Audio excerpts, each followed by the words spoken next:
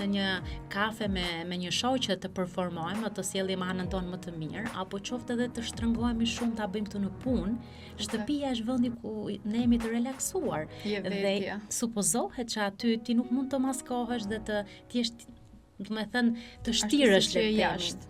Dhe pa diskutim që një njeri që vuan brenda në një moment do ta transmetojë atë sado që do përpiqen. Dhe kjo më lë mua të kuptoj që prindi është në këtë rast vetë viktim e ca vuajtjeve, dhe patjetër që këto mund të trashëgohen, mund të generalizohen, mund të transferohen tek fëmia pa dashur, sepse çdo prind do donte ta mbronte fëmijën, por në mënyrë të pavetëdijshme, të pandërgjegjshme, ato të dalin, sepse ti në momentin që triggerohesh nga disa gjëra, automatikisht është një përgjigje, reagim i jashtëm. Dhe ne themi gjithmonë prindërve që t'ju përgjigjen fëmijëve, mos të reagojnë.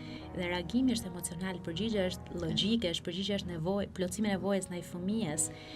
Dhe kjo është domosdoshme që prindi të punojë me vetë